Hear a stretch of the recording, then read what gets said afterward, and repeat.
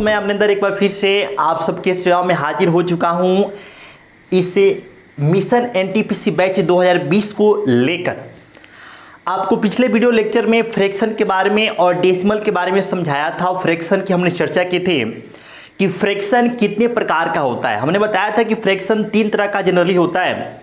एक आपका simple fraction, दूसरा आपका डेसिमल फ्रैक्शन और तीसरा आपका समझाया था हमने कंटिन्यूड फ्रैक्शन, सतत भेद। हम सिंपल फ्रैक्शन की चर्चा पिछले वीडियो लेक्चर में किए थे कि सिंपल फ्रैक्शन क्या होता है, सिंपल फ्रैक्शन के क्या प्रकार होते हैं, ये सारे चीज हमने डिस्कस आपसे कर दिया था। तो अगर आप वीडियो पर नए हैं तो डिस्क्रिप्शन में हमने फ्रैक्शन के पहले वीडियो लेक्चर का लिंक डाल रखा है, वहां से आप क्लिक करके उस पर जा सकते हैं और उस वीडियो को आप देख सकते हैं। तो आज का जो वीडियो लेक्चर है ये भी आपको फ्रैक्शन से रिलेटेड है। फ्रैक्शन में हमने सिंपल फ्रैक्शन के टाइप समझाए थे। आपको हमने बताया था कि प्रॉपर फ्रैक्शन क्या होता है, इम्प्रॉपर फ्रैक्शन क्या होता है, मिक्स फ्रैक्शन क्या होता है, ये चीज आपको हमने समझाया था। और उसमें हमने आपको एक काम की चीज समझाई थी। आपको याद होगा, काम की बात आपको बताई थी कि a पूर्णांक b बट्टा c अगर लिखा हुआ मिले तो उसका मतलब होता है a प्लस b बट्टा c। ये हमने आपको समझाया था। अगर आपको लिखा हुआ मिल जाए माइनस ए पूर्णांक बी बट्टा सी, तो इसका मतलब क्या होता है दोस्तों, तो माइनस ए माइनस बी बट्टा सी। ये हमने आपको समझाया था। क्वेश्चन आपको हम नहीं करा पाए थे। आज के सेशन में हम लोग कुछ और मजेदार चीजों को देखेंगे और साथ ही साथ सिंपल फ्रैक्शन या फिर आपको जो है फ्रैक्शन से रिलेटेड आपके एग्जाम में जो प्रश्न बनते हैं, खास तौर से आज का जो सेशन होगा वो सिंपल फ्रैक्शन के प्रकार, जो कि प्रॉपर, इम्प्रॉपर और मिक्स फ्रैक्शन 3 प्रकार होता है, उनसे रिलेटेड आपके एग्जाम में जो प्रश्न बनते हैं उसकी चर्चा आज के इस वीडियो लेक्चर में हम करने वाले हैं। तो चलिए आज के सिलसिला को शुरू करते हैं। आपको हम समझा चुके थे, आपको हम याद दिला दें। जैसे मान लीजिए कि अगर आपको कहीं लिखा हुआ मिल जाए 4 पूर्णांक 1 बट्टा 8, तो इसका मतलब होता है 4 प्लस 1 बट्टा 8। लेकिन वही अगर आपको मिले माइनस 4 पूर्णांक 1 बट्टा 8, तो इसका मतलब होता है माइनस 4 माइनस 1 बट्टा 8। अगर आप इसी चीज को माइनस 4 प्लस 1 बट्टा 8 लिख देते हैं तो यह आपका रॉन्ग हो जाएगा, गलत हो जाएगा। इस बात को आप ध्यान में रखेंगे, ठीक है। तो आइए, जैसे एक सिंपल सा आपसे हम सवाल बोलें, एक क्वेश्चन आपसे हम लेते हैं। जैसे आपसे कहा जाए कि भाई आप जो है 5 प्लस ये 2 पूर्णांक 1 बट्टा 3, मतलब कि इसको हल कीजिए, इसको हल कीजिए। तो देखिए, आपको हमने मिक्स फ्रैक्शन समझाया था। ये एक तरह से मिक्स फ्रैक्शन है जिसमें 2 पार्ट होता है। एक आपका इंटीजर्स पार्ट होता है और एक आपका होता है फ्रैक्शन पार्ट, भिन्न वाला भाग होता है। तो देखिए, आपको इसमें इतना ऐड करना है, तो ये भी एक इंटीजर है और ये भी इंटीजर है, तो हम लोग इंटीजर को इंटीजर में ऐड कर देंगे और फ्रैक्शन को फ्रैक्शन में ऐड कर देंगे। तो इसमें तो आपको फ्रैक्शन वाला पार्ट कोई है नहीं, केवल इंटीजर है। तो हम क्या करेंगे कि 5 को 2 में सिंपल ऐड कर देंगे, तो 5 या 2 कितना हो गया, 7। बचेगा क्या, 1 बट्टा 3, ये हो जाएगा 7 पूर्णांक 1 बट्टा 3। इसी प्रकार से आपसे अगर लिखा हुआ मिल जाए कि ये आपको 12 प्लस 3 पूर्णांक 1 बट्टा 5 ऐसे मिल जाए, तो आप क्या करोगे, सीधे 12 में ऐड करोगे क्या, तो 12 में 3 ऐड करोगे, तो 12 3 कितना हो गया, 15, और ये बच गया आपका 1 बट्टा 5, तो हो जाएगा आपका 15 पूर्णांक 1 बट्टा 5 हो जाएगा, ठीक है। तो उम्मीद है आप इस बात को समझ पा रहे होंगे, इस चीज को जो है समझ पा रहे होंगे। अब देखिए, लेकिन आपको इसमें ये कहा जाए, ध्यान दीजिएगा, जैसे आपसे कहा जाए कि 6 माइनस 2 पूर्णांक 1 बट्टा 2, 6 माइनस 2 पूर्णांक 1 बट्टा 2, ये आपसे क्वेश्चन आपसे कोई पूछ दिया या फिर आपसे दे दिया जाए कि भाई आप इसको सॉल्व कीजिए। तो इसको कुछ लोग क्या करेंगे कि भाई 6 में से पहले 2 घटा देंगे, 6 में से 2 घटा देंगे और उसके बाद प्लस 1/2 कर देंगे। 6 में से पहले 2 घटाएंगे या प्लस में 1/2 कर देंगे, तो 6 में से 2 घटाएंगे तो 4 आएगा, आप प्लस 1/2 कर देंगे, तो ये टोटली कितना हो जाएगा, 4 पूर्णांक 1 बट्टा 2, जो कि बिल्कुल गलत है। ये भाई मेरे, ये बिल्कुल गलत है। ये आपका सही तरीका नहीं है, ये आपका सही आंसर नहीं है। आप इसको चेक भी कर सकते हो कि देखो ये मान लो कि तुम्हारे पास 6 रुपया है और ये क्या है 2.5 रुपया है, 2 और ये आधा कितना हो गया 2.5 रुपया, 2 और आधा कितना होता है 2.5 होता है। तो 6 रुपया में से अगर आप 2.5 रुपया निकाल दो तो कितना बचेगा, कितना बचेगा 3.5 बचेगा। जबकि तुमने हल किया है, आपने हल क्या किया है 4.5, तो ये तो गलत है ही। ठीक है, तो ये जो आपने हल किया है, ये जो आपका तरीका है बिल्कुल गलत है। अब इसको आप कैसे हल करोगे, इसका सही प्रोसेस क्या होगा, सही तरीका क्या होगा, आइए इस बात को समझिएगा। देखो जैसे आपको हम समझा भी दिए थे, एक बार फिर से बता देते हैं कि अगर आपको -a पूर्णांक b बट्टा c लिखा जाए तो उसका सही तरीका होता है -a - b बट्टा c। आप यहां पर प्लस नहीं डाल सकते, वहां प्लस करेंगे तो गलत हो जाएगा। तो आपने यही काम यहां पे गड़बड़ किया है कि यहां पर आपने 6 में से 2 घट तो सही घटाया है, लेकिन ये 1 बट्टा जो 2 बचा ये आपने प्लस में कर दिया है। इसका सही तरीका क्या होगा कि भाई आप 6 में से 2 घटा दो और फिर जो ये बच रहा है, ये जो सेक्शन बच रहा है ये भी क्या होगा -1/2 हो जाएगा। तो देखिए 6 में से 2 गया कितना आ गया 4, और 4 में से 1/2 हटा देना है, तो ये 4 में से 1/2 मतलब क्या होता है आधा, 4 में से आधा घटा देंगे कितना आएगा 3.5 आपका आंसर आ रहा होगा। ठीक है, उम्मीद है इस बात को आप समझ पा रहे होंगे। छोटी सी बात है लेकिन बहुत ही काम की बात है, अक्सर इसमें हम लोग गलतियां कर देते हैं।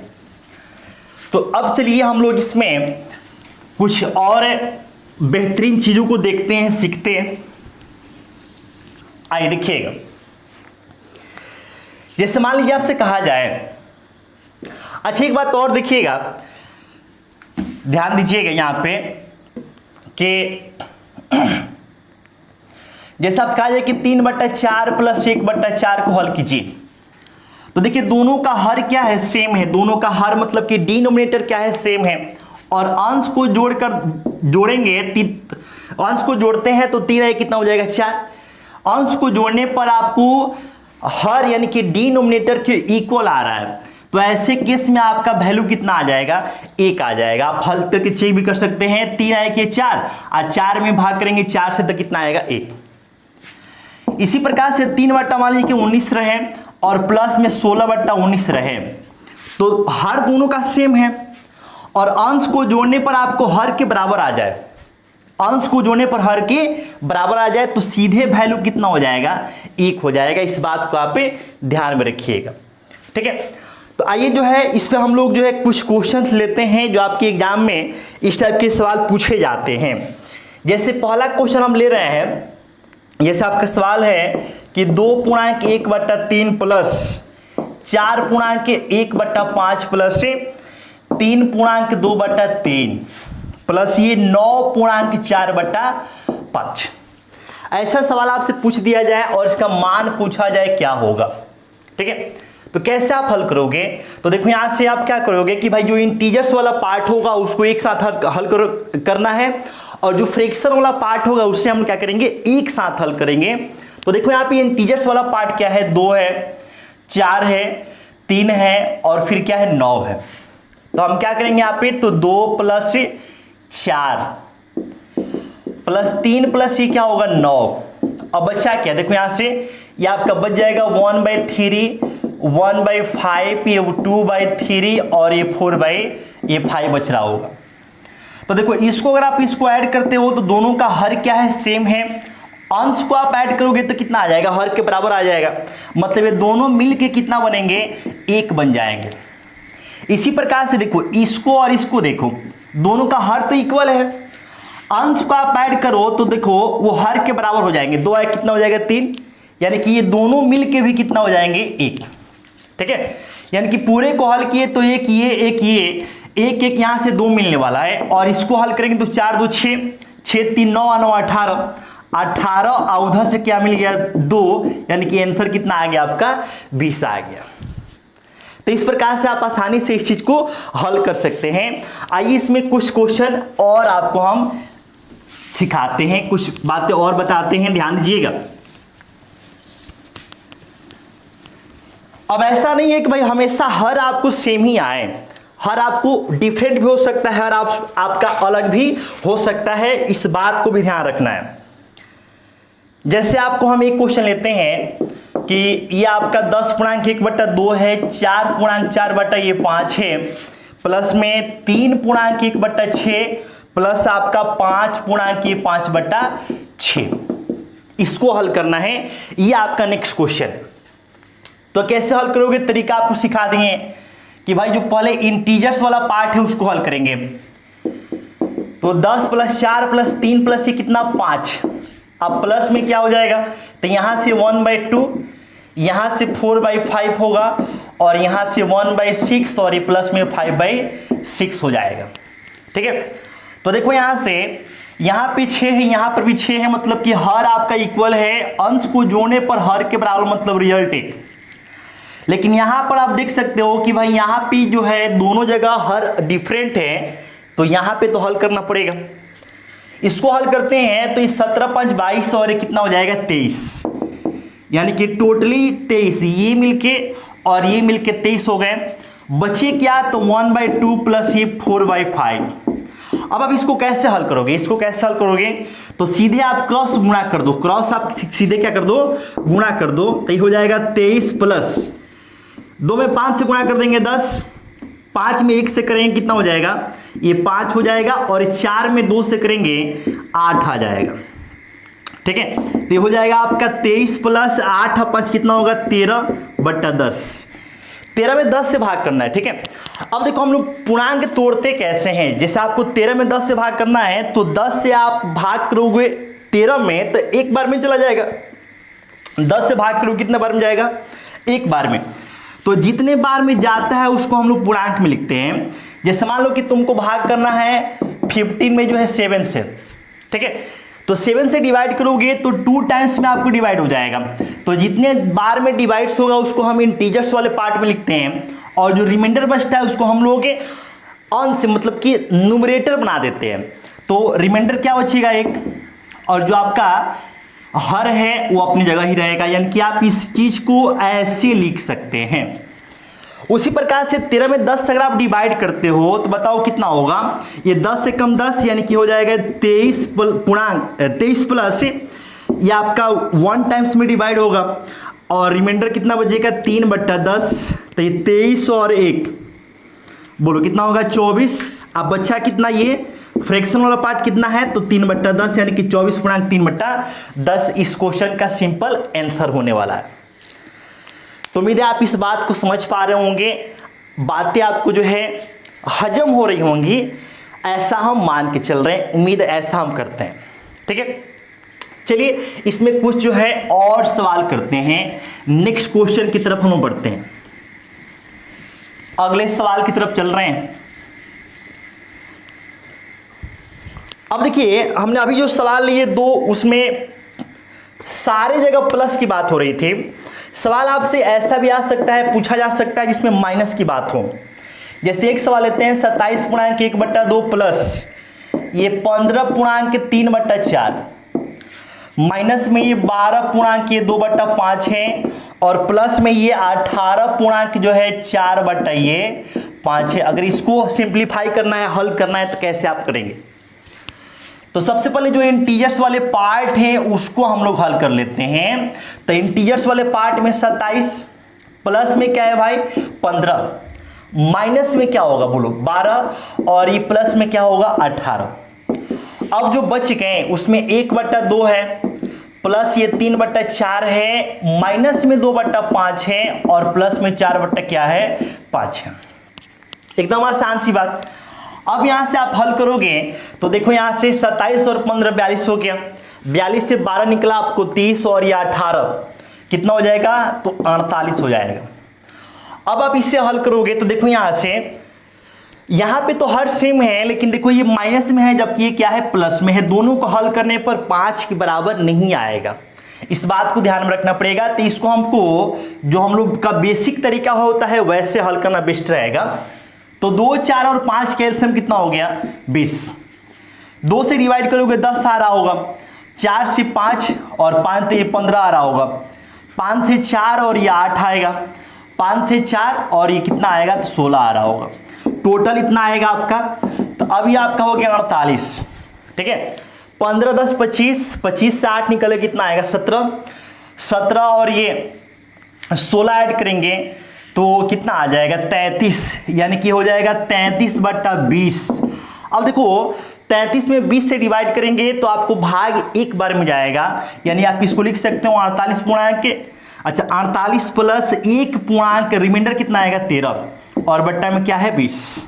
अब हम 48 में क्या ऐड कर सकते हैं 1, तो ऐड करेंगे तो क्या आएगा 49, बचेगा फ्रैक्शन वाला पार्ट जो कि 13/20 होगा, यानी कि इस क्वेश्चन के आंसर होगा 49.13/20, ठीक है। तो उम्मीद है आप इस बात को समझ पा रहे होंगे, चीजें आपको जो है स्पष्ट समझ आ रही होंगी। देखिए रेलवे एनटीपीसी हो या फिर रेलवे का कोई भी एग्जाम हो, उसमें आपसे बहुत ज़्यादा हाई फाई चीज़ें पूछी नहीं जाती हैं, बार बार हम बताते ही हैं। बस आपको सिंपल चीज़ों को जो है प्रैक्टिस कर लेना है, प्रैक्टिस करके जाएंगे आपका काम एकदम बेहतरीन तरीके से आपका निकलेगा एग्जाम, और आप शानदार तरीके से पेपर करके आएंगे, बहुत ही बेहतरीन तरीके से आप पेपर को बना के आएंगे, आपका स्कोर बहुत ही शानदार होगा, ठीक है। केवल आपको प्रैक्टिस की आवश्यकता है, बहुत ज़्यादा हाई फाई क्वेश्चन लगाने की आवश्यकता नहीं है, केवल आपको प्रैक्टिस चाहिए। ऐसे ही क्वेश्चन आपके एग्जाम में देखने को मिलेंगे, ठीक है, तो ज़्यादा आपको परेशान होने की आवश्यकता नहीं है। अब देखिए कुछ क्वेश्चन और हम लोग करते हैं। अच्छा आज का जो सेशन है हमने स्पेशली डिजाइन किया हुआ है किसके लिए, तो हम लोग फ्रैक्शन में पढ़ रहे थे सिंपल फ्रैक्शन, और सिंपल फ्रैक्शन में आपका 3 टाइप होता है, जिससे कि हमने आपको समझा ही दिया है, प्रॉपर फ्रैक्शन, इम्प्रॉपर फ्रैक्शन और आपका मिक्स फ्रैक्शन। तो हमने जितना भी अभी सवाल किया वो सारे के सारे या तो प्रॉपर फ्रैक्शन से थे, या फिर आपको इम्प्रॉपर से थे, या फिर आपको जो है मिक्स से थे। तो हम लोग इसी के आसपास हम लोग आज की बात करने वाले हैं। जैसे आपके एग्जाम में क्वेश्चन ऐसे भी पूछे जाते हैं, ठीक है,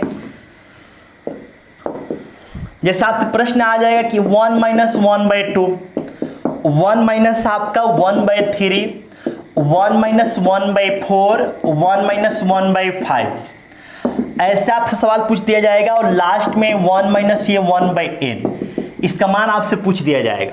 बहुत ही आसान सा सरल सा क्वेश्चन है, कई बार ऐसा सवाल आपके एग्जाम में पूछा जा चुका है, आ चुका है। तो देखो इसमें एकदम सिंपल तरीके से सवाल करना है आपको। देखो यहां से 2 में 1 से मल्टीप्लाई करेंगे 2, 1 निकलेगा कितना आ जाएगा 1, ऊपर में 1 नीचे 2, यहां पे कुछ नहीं मतलब इनटू है। 3 में 1 से मल्टीप्लाई करेंगे 3, 3 में से 1 गया कितना आएगा 2, नीचे क्या आएगा 3। तो अगर आप पैटर्न देखो तो देखो नीचे वाले से मतलब कि जो हर है उससे अंश 1 कम है, ये 3 है तो 2 है, 2 है तो 1 है, तो आगे 4 आने वाला है, हर में क्या है 4, तो ऊपर में क्या आएगा 3, इसके बाद ये 5 है तो ऊपर क्या आएगा 4। इसी पैटर्न को फॉलो करते हुए हम लास्ट वाले टर्म को लिखेंगे, तो देखो ये n है तो ऊपर वाला इससे कम होगा, तो ये हो जाएगा n - 1, n माइनस क्या होगा 1 हो जाएगा। उम्मीद है इस बात को आप समझ पाए होंगे, केवल आपको पैटर्न देखना है, पैटर्न क्या चल रहा है, ठीक है। देखिए ऊपर वाला जो है मतलब कि जो आपका न्यूमरेटर है वो डिनोमिनेटर से 1 कम है, तो हमने उसी पैटर्न को यहाँ पर फॉलो किया है और सीरीज को हमने एकदम शानदार तरीके से ढंग से लिख दिया। अब इसमें कुछ करना है नहीं, देखो अगर गौर से देखोगे तो यहाँ पे ऐसे कटेगा, तिरछा कट रहा होगा, देखो भाई ऐसे तिरछा आपको कट रहा होगा, ऐसे तिरछा आपका कट रहा होगा, ऐसे जाएगा, ऐसे जाएगा, ऐसे जाएगा, ऐसे कट जाएगा। जब ऐसे काट देंगे तो देखो ऊपर में क्या बचने वाला है, ऊपर यानी कि अंश जिसको न्यूमरेटर बोलते हैं, अंश में क्या बचने वाला है 1, हर में केवल क्या दिख रहा है लास्ट में n, यानी कि इस क्वेश्चन का सिंपल सा आंसर होगा 1/8, 1/n इस क्वेश्चन का आंसर होगा। उम्मीद है आप इस बात को समझ गए होंगे, आशा है कि आप इस चीज को जो है शानदार ढंग से समझे होंगे। समझ गए हैं तो कमेंट के माध्यम से जरूर बताइएगा कि हाँ ये बातें हमको समझ आ रही हैं, ठीक है। तो हम लोग का टारगेट है कि भाई एकदम शानदार परफॉर्मेंस करना है, 30 में 30 नंबर लाना है, इसलिए हम वही चीज आपको बता रहे हैं जो आपके एग्जाम से मतलब कि एग्जाम से रिलेटेड है, आपके एग्जाम में पूछे जाने की पॉसिबिलिटी है। अब ऐसा नहीं कि हम जो बता रहे हैं वही आएगा, उस पैटर्न का क्वेश्चन आपके एग्जाम में देखने को जरूर मिलेंगे, उसी पैटर्न के पूछे जाते हैं, ठीक है। चलिए आज के जो है इस टाइप का हम लोग अगले सवाल पे आते हैं। नेक्स्ट क्वेश्चन आज का जो है अगला सवाल इसी टाइप का नेक्स्ट सवाल पे आ रहे हैं। आपको वीडियो अच्छा लगे तो वीडियो को शेयर जरूर करें अपने दोस्तों में, अपने फ्रेंड सर्कल में, ठीक है। और अपने स्टेटस पर भी आप जगह दे सकते हैं, वीडियो को आप शेयर कर सकते हैं। फेसबुक पेज पर भी आप वीडियो को शेयर करेंगे तो हमें अच्छा लगेगा। जितने ज़्यादा बच्चे जुड़ेंगे तो हमको मोटिवेशन मिलेगा कि भाई बच्चों के लिए काम करना चाहिए। तो आपसे रिक्वेस्ट है कि आप वीडियो को ज़्यादा से ज़्यादा शेयर करें, कमेंट करें। जो भी आपकी प्रतिक्रिया है, आपकी प्रतिक्रिया का हमें बेसब्री से इंतजार रहता है कि भाई वीडियो कैसा लग रहा है, कैसी आप वीडियो चाह रहे हैं, आप ये जरूर हमें बताया करें, ठीक है। चलिए आज के जो है नेक्स्ट क्वेश्चन की तरफ आते हैं। अगले सवाल में हम बात करते हैं जैसे ये 1 + 1/2, फिर जो है 1 + 1/3, 1 + 1/4, 1 + 1/5, ठीक है। और लास्ट में आपको दे दिया है 1 + 1/120। ऐसा क्वेश्चन है, इसका मान आपसे पूछा जाए, ठीक है। तो बिल्कुल वही तरीका रहेगा कि भाई आप थोड़ा सा इसको हल कर लीजिए। जैसे आप इसको हल करेंगे तो आपको पैटर्न मालूम चल जाएगा। देखिए यहां से 2 × 2 और 1, देखिए 2 × 2 हो गया और 1 कितना हो जाएगा तो 3/2 हो जाएगा। 3 × 3 है कितना हो गया 4/3, 4 × 4 है कितना हो गया 5/4। तो देखो यहां से ऊपर वाला जो है मतलब कि जो न्यूमरेटर है वो डिनोमिनेटर से 1 ज्यादा है, तो आगे क्या आने वाला है 5, तो ऊपर क्या हो जाएगा 6, ठीक है। एकदम आसान सी बात है। नीचे 120 है तो ऊपर क्या हो जाएगा 121। सिंपल सरल आसान एकदम जो है बातें हैं। अब इसको आप गौर से देखें तो देखिएगा आप यहां से ऐसे डाटा आपका कट जाएगा, ऐसे कटते चला जाएगा बिल्कुल, ठीक है। तो ऊपर आप देखें यानी कि ऑन से में देखें तो केवल क्या बचने वाला है तो 121। हर में देखिए तो आपका 2 बचने वाला है। डिवाइड करेंगे तो आपका 60.5 आएगा, यानी कि इस क्वेश्चन के आंसर 60.5 होगा। उम्मीद है आप इस बात को समझ रहे होंगे, बातें अच्छी लग रही होंगी। कमेंट आप जरूर करें। चलिए अगले सवाल की तरफ हम लोग बढ़ते हैं।